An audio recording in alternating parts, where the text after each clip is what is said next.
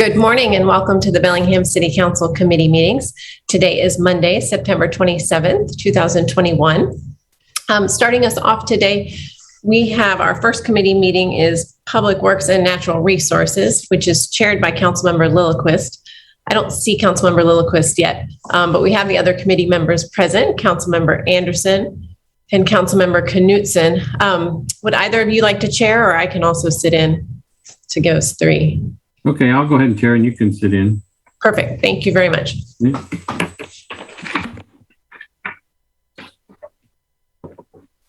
Okay, we have, are you ready? Yep. Okay.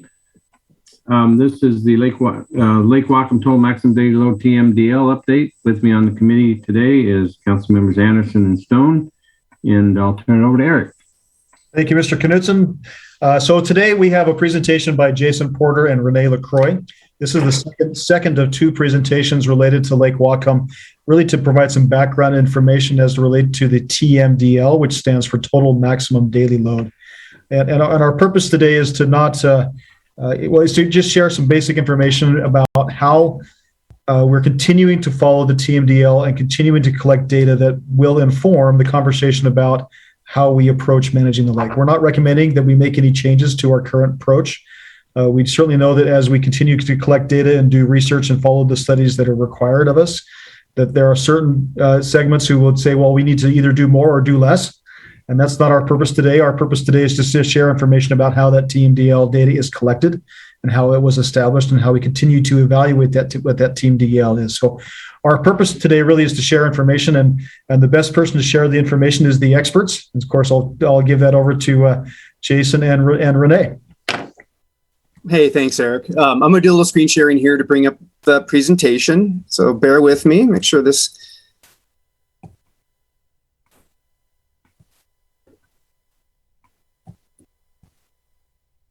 All right, can everybody see that just fine?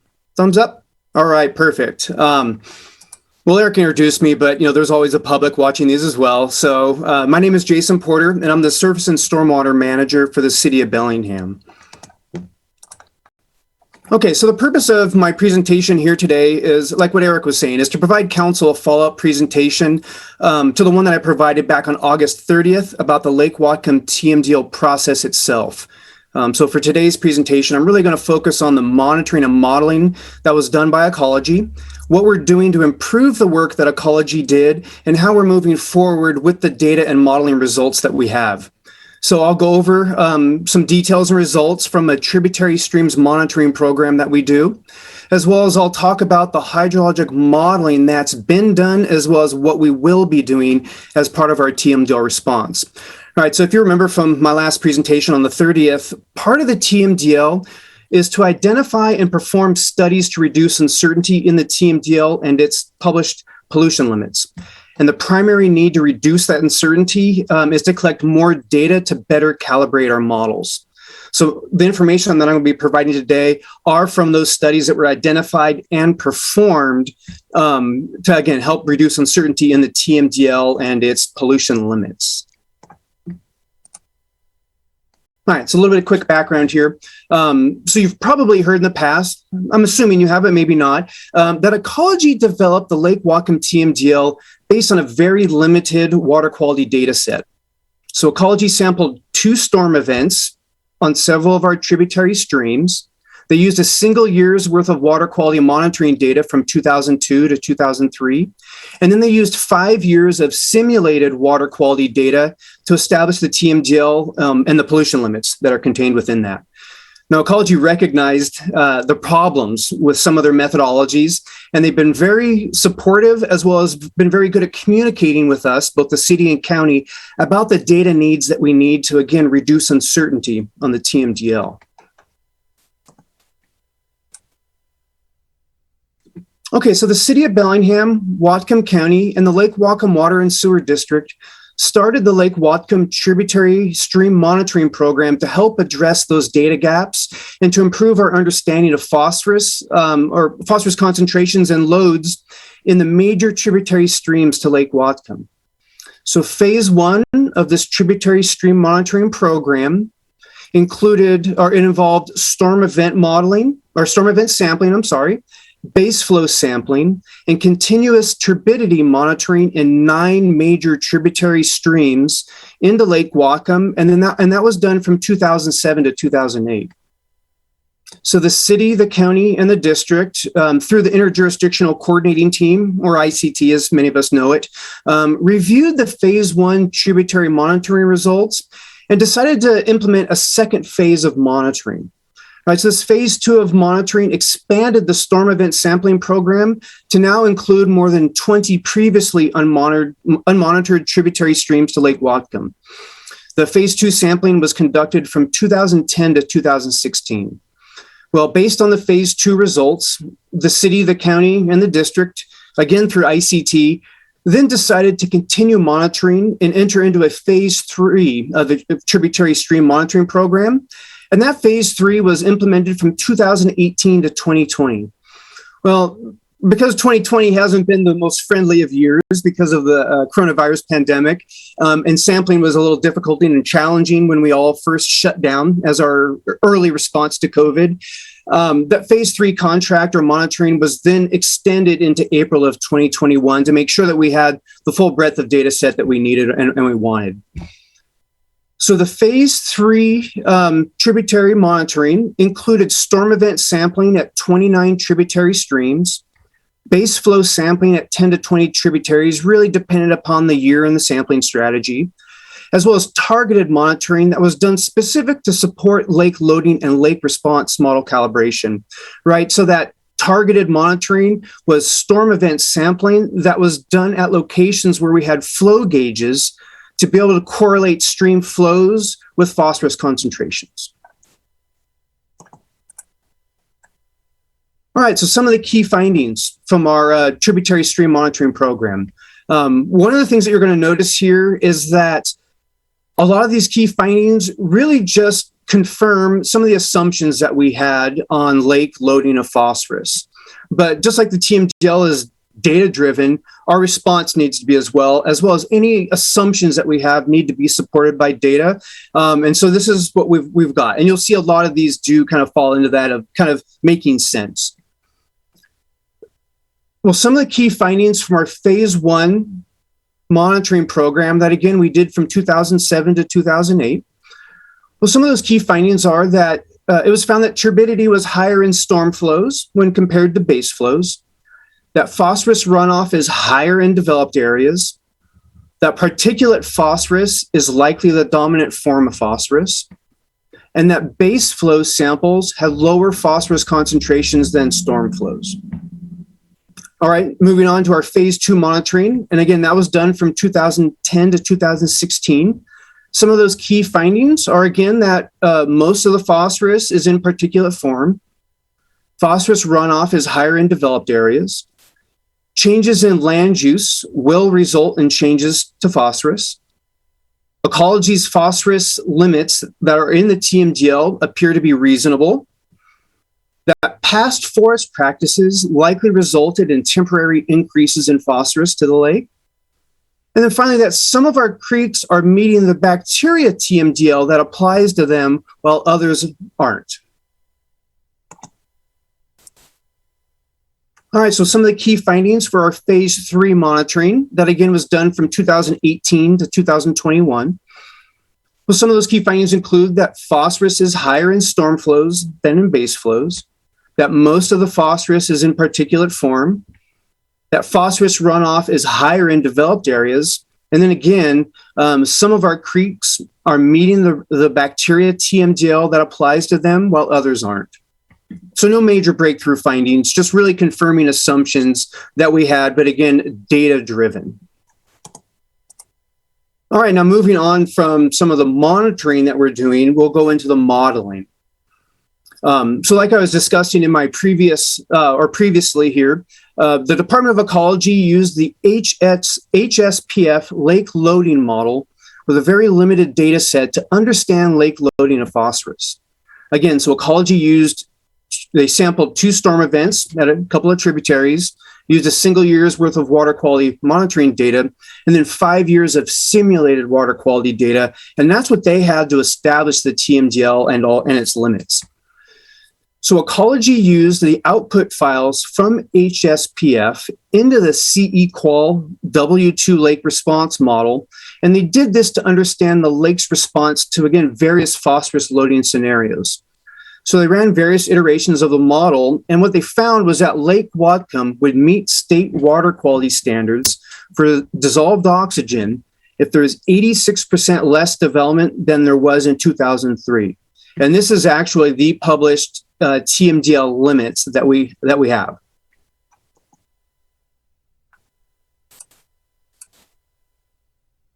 All right, so the HFAM lake loading model. If you recall from my last presentation, the HFAM lake loading model is a much more sophisticated model than the lake loading model, HSPF, that Ecology used when they did their study. So HFAM is the lake loading model that's been selected by the city of Bellingham and Whatcom County, as well as it's been reviewed and accepted by a third party, as well as has a formal acceptance for use by the Department of Ecology. So the phase 1 and phase 2 data from our tributary streams monitoring program, as well as Western Washington University Institute of Watershed Studies water quality monitoring data, we've input phase 1, phase 2, and IWS's water quality data into the HFAM model.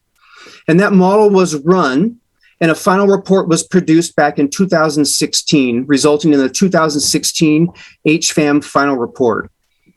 So the results in this 2016 HFAM report really represent the fourth iteration of model calibration for the Lake Whatcom HFAM model, and it's by far the most robust. Right, so these results that are in the 2016 report are the current best efforts that we have towards model calibration, with a total of 17 years worth of data and over 3,000 water quality samples. That's the amount of information that's been fed into our HFAM lake loading model. Okay, so some of the key findings from the 2016 HFAM report. Well, HFAM results for calendar year 2003 were directly compared to the 2003 TMDL results that Ecology used. So the HFAM results are indicating that the pre-developed forested conditions total phosphorus load is actually higher than Ecology's condition by about 25%. Right, so the model found that the forested conditions are generating significantly more phosphorus to Lake Whatcom than what we previously understood. Right, and so these results, or this result, is an overall net increase in total phosphorus transport to the lake that's about 36% lower than what Ecology's estimates are in the TMDL. Right. What all of this means is that it's likely that the TMDL pollution limits may go down since the natural forested condition that we're trying to match outputs more phosphorus than what the TMDL assumed. All right, so after another finding of the 2016 HFAM report is that Ecology's simulated phosphorus transport in the Middle Fork Nooksack River through our diversion, their estimates are likely too high since the model was calibrated with only 3.5 years worth of data. Again, limited data set, we're going to collect and get more data. But what this means is that it's likely that Ecology's modeled phosphorus output from the diversion is overestimating the amount of phosphorus that it's inputting into the lake, right? So it's important to remember, this is a key piece, that the phosphorus contributions from the Middle Fork diversion are considered a natural background source of phosphorus in the TMDL. Right, so this isn't a source of phosphorus that we're required to get reductions from. But the reason that this overestimation is important is because all of the sources of phosphorus need to be accounted for, right? A total maximum daily load total. We need to account for all of those sources for phosphorus, so we can get a good understanding of the total amount of phosphorus that the lake can have and still meet state water quality standards. Now, a couple other key findings, again, of this modeling output is more data. We always are going to need more data. And again, all of this data is needed to better calibrate the models. So there's really two key findings from this 2016 report for data needs. One of them is that we need to monitor and get water quality data from developed runoff. More specifically, we need to get good measurements and understanding of the amount of phosphorus coming off of developed pervious areas like lawns and landscaping, as well as developed runoff from impervious surfaces like roofs and driveways. We've done pretty good at understanding what's coming off of roads, but that's very different than what's on a single family residential property. Okay, so the C=equal W2 lake response model. Again, this is the lake response model that was used by the Department of Ecology, as well as the lake response model that's been selected by the city of Bellingham and Whatcom County. Right, so the city and the county, we haven't run the C=equal W2 lake response model yet. We have a plan. So the model run and final report are planned to happen sometime in 2022 and 2023. And this is just part of our TMDL approach and response, as well as our requirements from ecology. So the current plan is to use the 2016 HFAM output files into the C=equal W2 model, right? And so remember that this monitoring and modeling is an iterative process, and it's going to be repeated.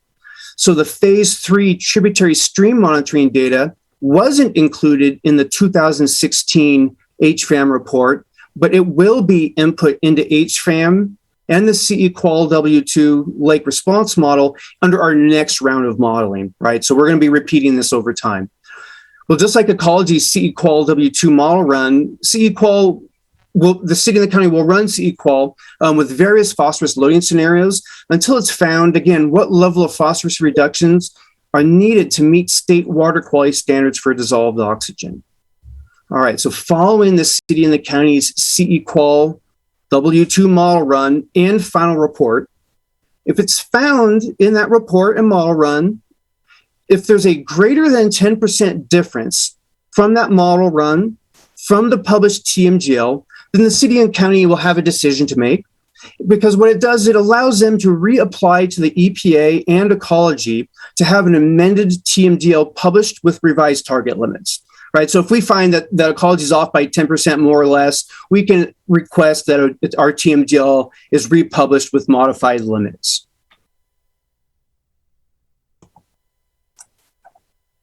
All right, so I've provided a lot of information in a pretty quick presentation here.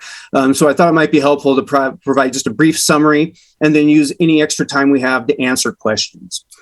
All right, so the things that we know is that we know that ecology has limited water quality monitoring data to establish TMDL, that we're going to continue to reduce uncertainty by continuing to monitor water quality and recalibrate the models that we have, and that the TMDL pollution limits will change over time as we get more and better data, as well as adopt more sophisticated or develop more sophisticated models.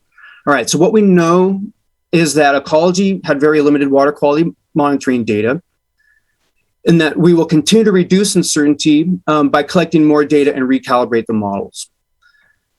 All right, so I presented earlier here some information that would lead and indicate that our TMDL pollution limits may decrease.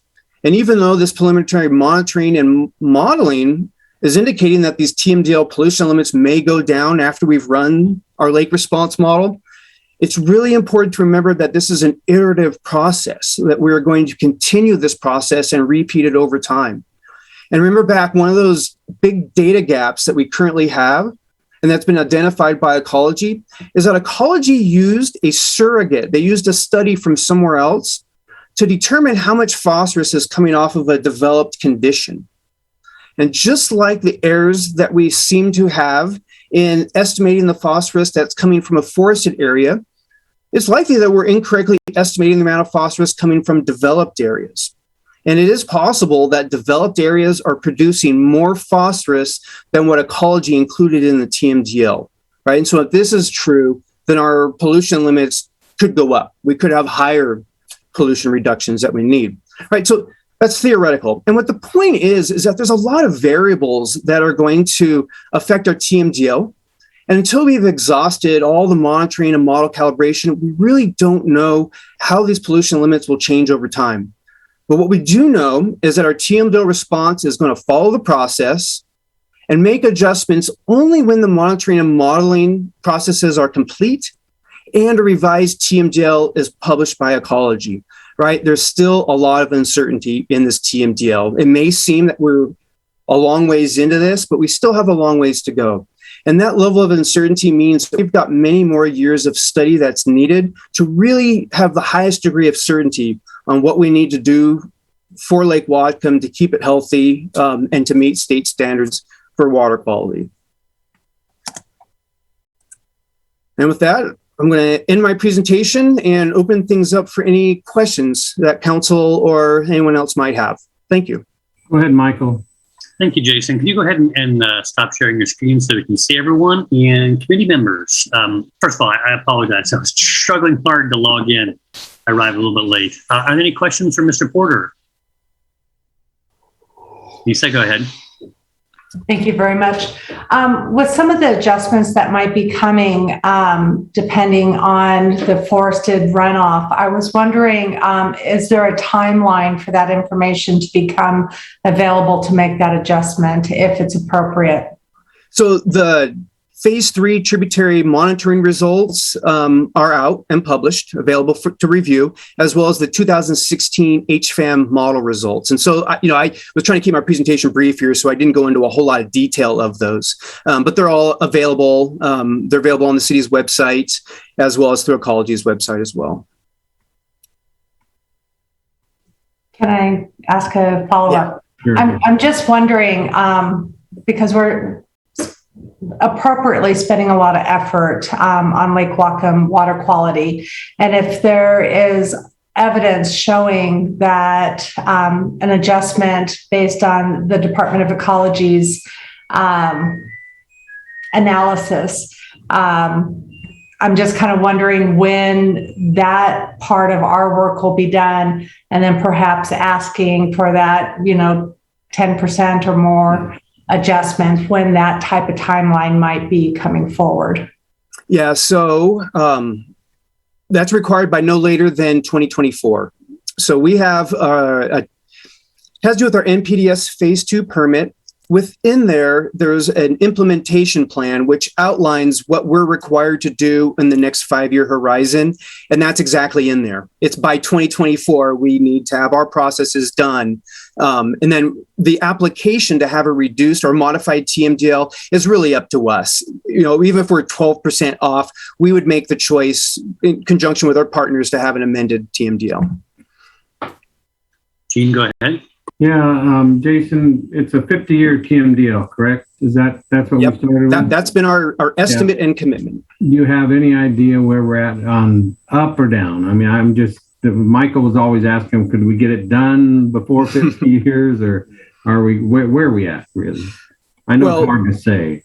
What I can say is based on the current published TMDL and the limits that are contained within it, when we if we look at a combined joint effort, we still have a long ways to go. But if we were to segregate that out with what the city has is required from our waste load, we're a much, much smaller portion of the total watershed.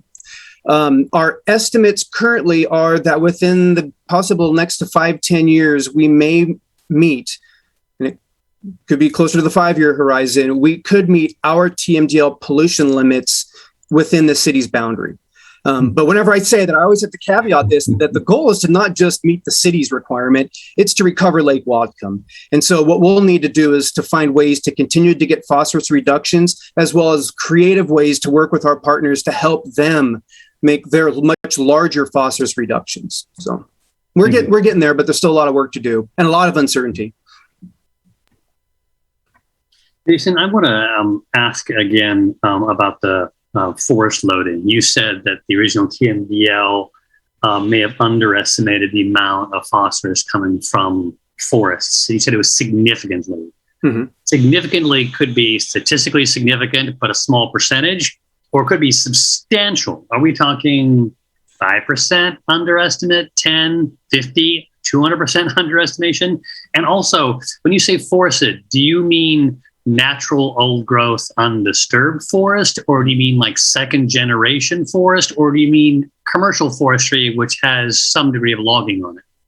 Yeah, so for the forested conditions, it's the probably second growth, right? We're monitoring and measuring phosphorus contributions coming off of the forests that we have now.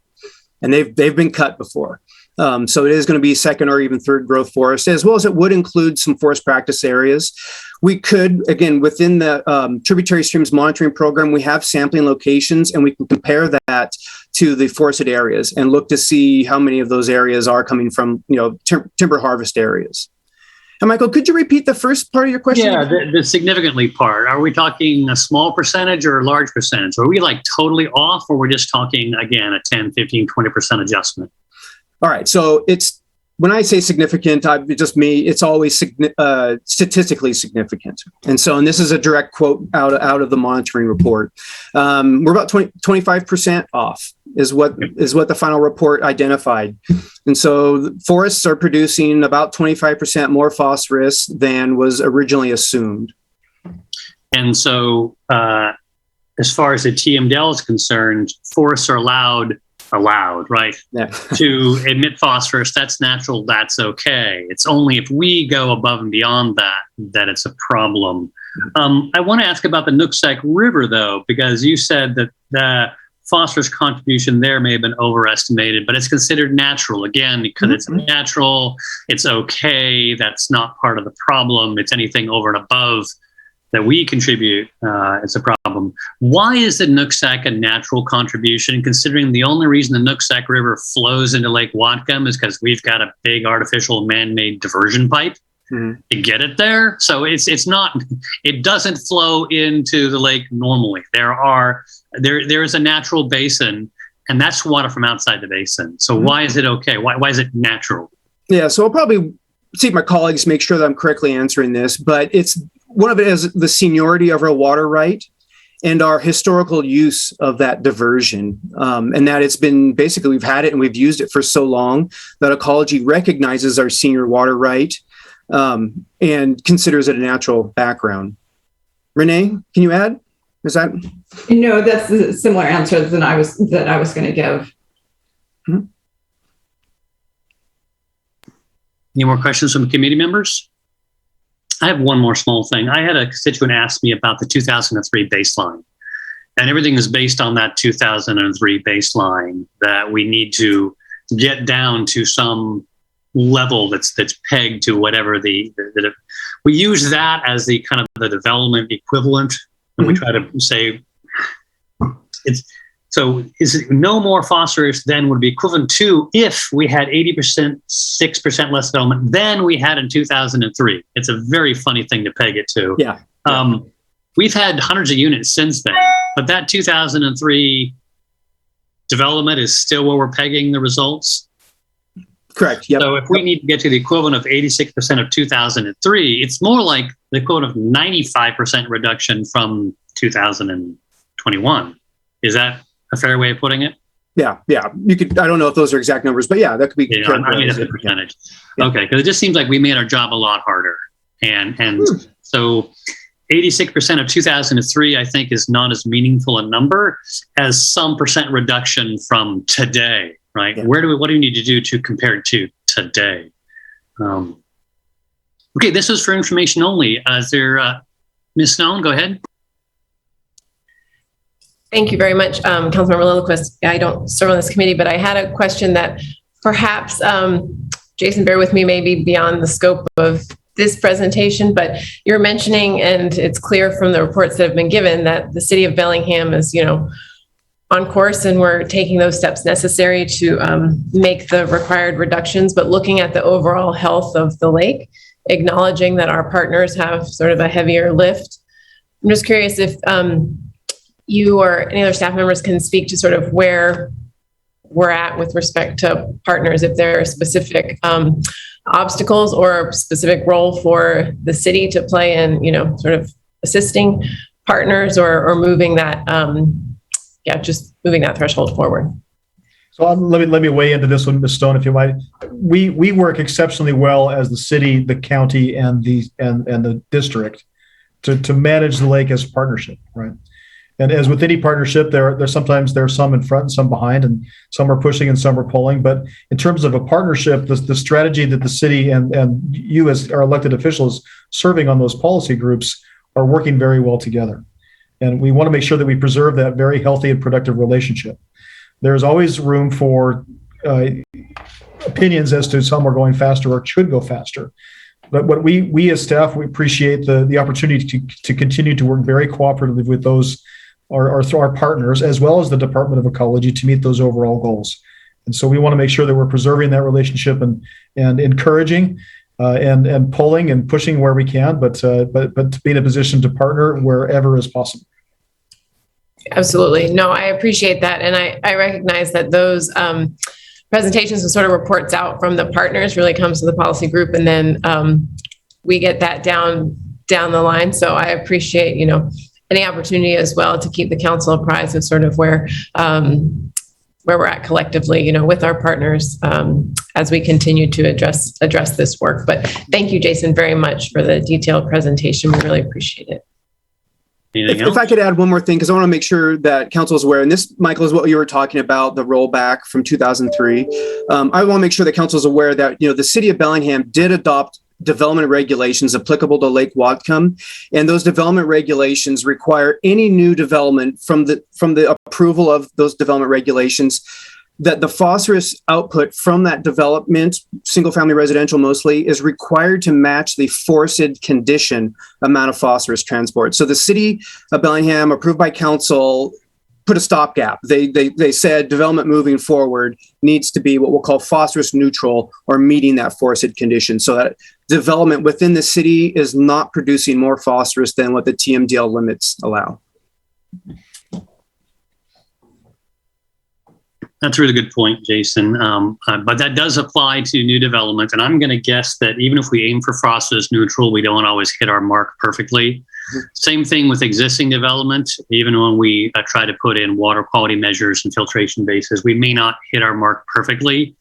And that wouldn't matter so much, except that we probably need to be close to 99% close to phosphorus neutral to meet the TMDL requirements. But I also want to say this, we're using a lot of data and a lot of sophisticated models for the loading of the lake and for how the lake responds, but there's a reality check.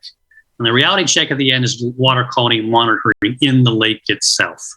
That's done by Western Washington University's Institute. That tells us, regardless of whether our models were accurate or not, what is actually happening to the lake. And those indices are still, I think they're leveling out and they may be heading better, but that's the final check on all of this. Does the lake actually start to reverse? Do we actually no longer have the oxygen dead zones in basins 1 and 2? Can we ever get back to a condition where basins 1 and 2 are more similar to basin 3, and that basin 3 never heads that direction? Lisa, you had your hand up? Thank you. It was just, Jason, a comment you made, and I just wanted to make a comment on that in the future, if we do make those adjustments, because the forested area shows different numbers, I hope that any changes that come forward to future councils will address that new development.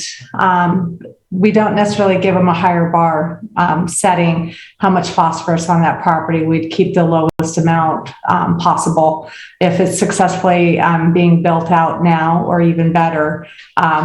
Just a little tidbit, because I'd hate for that part to not be addressed when an adjustment's coming forward, because I realize that might be a different part of the plan and it should be packaged together. I'm sure you guys would do that, but it just red flag went off in my head. So I just wanted to throw that out there. Thank you. Okay, thank you, everyone. That was the single item for the Bellingham City Council's Committee for Public Works and Natural Resources.